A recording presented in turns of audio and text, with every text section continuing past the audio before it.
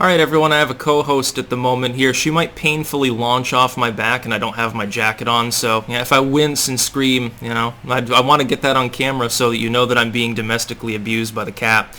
Anyway, authoritarian systems are always leftist, and leftist systems are always authoritarian is the subject of this video. More philosophical, not a current event or anything. And I've talked about this kind of before, but not in reverse. I talked about how systems, if they are authoritarian, that they must of necessity be leftist, but the reverse is also true, which is that any leftist system you can concoct, at least one that can be implemented, because stateless communism can't be achieved, I'll explain that in brief as well, will inevitably have an authoritarian aspect. Now, the degree differs. For instance, if you have just a welfare state sort of leftism, in order to implement that, if it's streamlined, if it's handled in an effective and efficient capacity, it's going to be less leftist than a system that's like outright communism or hardline like Venezuelan socialism. The problem is that if you have economic control, you need a central entity to administer that control. The organization required for even a hefty welfare state must exist. It doesn't necessarily have to be a state. We need to stop conflating authoritarianism as a whole with statism in particular. For instance, I should probably explain this first. A centralized system, which will be authoritarian by default, or will be corrupted quickly into one because of power structures and the way they operate.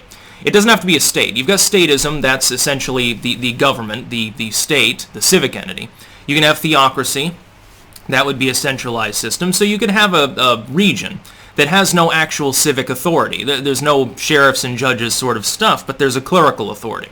It's still authoritarian, it's still a centralized and thereby leftist system because it will impart control. Financial control arguably is beyond moral control, because if you can tell people what they can do with their money, or if it's not really their money and essentially the state controls everything or some other centralized entity, you're exacting more control than if you're simply creating a system of laws that's paid for by people with moral authority. For example, if a state, we're going to use statism as the example, if a state controls everyone's money, or a vast majority of it, and hyper-regulates things, which tends to be associated with leftist systems, more regulations as well. You can have a more deregulated system with a lot of welfare, like a Nordic model sort of thing, which is less leftist actually. But it requires a highly literate population and constitutional restraints, by the way, on what can and cannot be done in order to actually efficiently function. When you have such a system in which everyone's money is not really theirs, or in which a large proportion of their productivity is diverted and then redistributed, you're going to get authoritarianism. For instance, the government may say, well, we redistribute. Our welfare state is the bulk of our economy, so your taxes are high, but you're getting a lot of that money back in form of centralized services. What then happens if they begin regulating how you can use those services? Litmus test for who can use them. For instance, right now you've got a leftist proposal in Oakland, California. They're giving money on a monthly rolling basis, a guaranteed income, an experimental guaranteed income to low-income households. They're only giving it to people, though, if they're not white.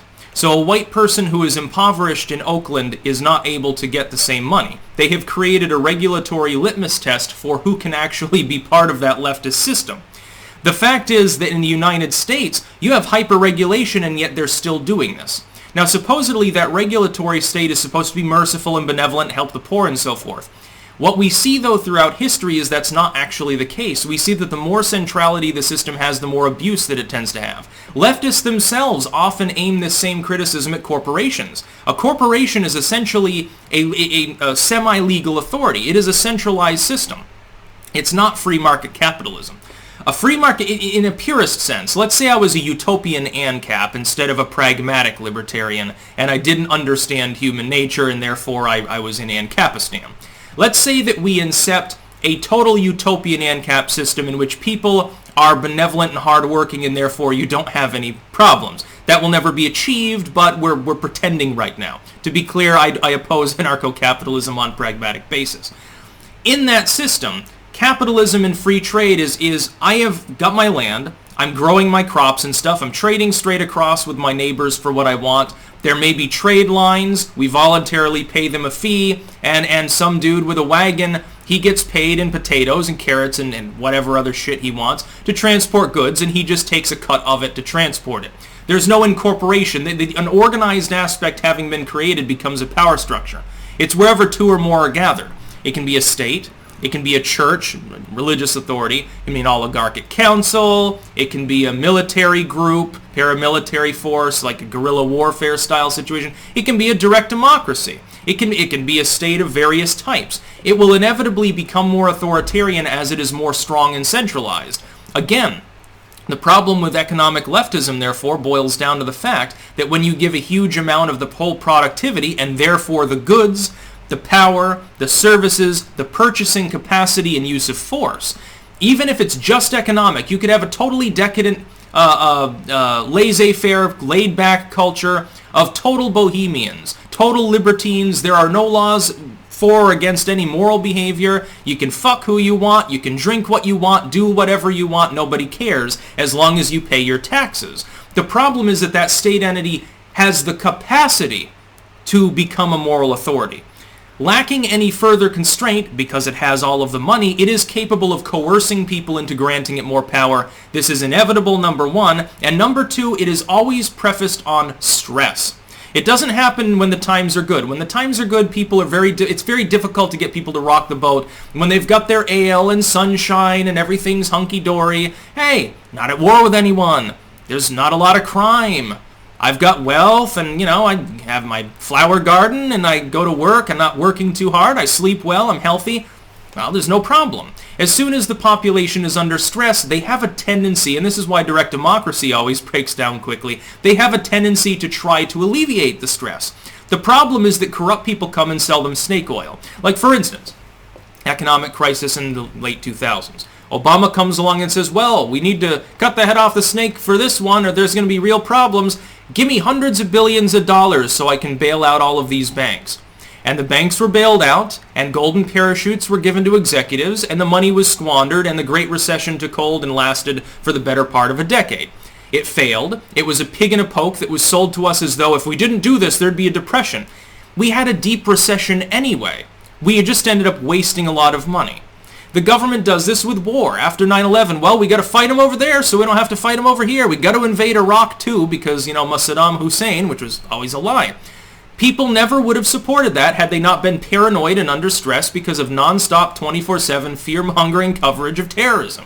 They never would have gone for the erosion of the Fourth Amendment by NSA wiretaps and staring at your phone records and wanting to go through your library records and rummage through your trash. They wouldn't have accepted that. The problem is that as long as the stress lasts long enough, people tend to forget that new abuse. It becomes normalized, at least partially, and it never gets rescinded. This is why we have an FBI in the United States. Initially, it was incepted to fight like the bootleggers.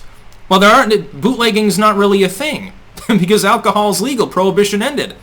But they never went away. In fact, they get more and more money, and they get larger and larger and more powerful every year. Sometimes the system is so bloated, like all the problems budgetarily in the United States, the result of leftist bloat.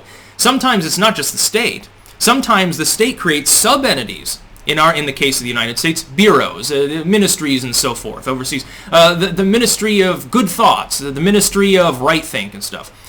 Once those entities are created, they are almost never done away with. Now, most of them should be temporary. Most of them should be completely gone. We could probably slash taxes in the U.S. by 50%, still provide everything the government needs to provide. We'd be healthier, wealthier, and wiser in the process. We could probably make it work. The problem is those systems, once they exist, they're like cancer. And unfortunately, our politicians are reluctant to prescribe fucking radiotherapy to people because it would be unpleasant. There'd be a lot of economic changes. It would cause a temporary downturn. There would be higher unemployment. It would be a transitory system, and it would take years to get better. The problem is the second that people feel that pain of austerity or whatever, all of a sudden they balk at the situation, the reigning regime becomes less popular, and they get booted out. See, the march towards leftism inevitably leads to a collapse. It's an inevitability. That's why intelligence states have strong constitutions, limits on the economic power of government. Government should be as scarce as possible. The regulatory system as thin as possible. Taxes as low as possible. Moralism as absent from your life as possible. You should never really interact with your government. The government should be it should be cordoned off in a little bit of DC, and they should basically do nothing.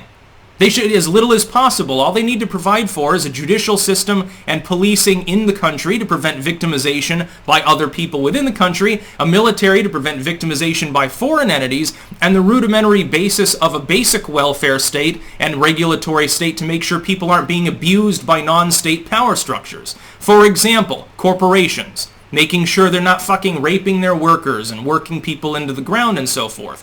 With regards to anything else, government is not necessary and in fact is the root of most of the problems we have in society. Leftism is authoritarianism. Authoritarianism is inevitably leftist. It's just the way that it is. In the Enlightenment, we realized that centralized systems needed to be constrained. The only problem is that our founders didn't have the foresight to constrain non-state systems as much. That's about all. Peace out.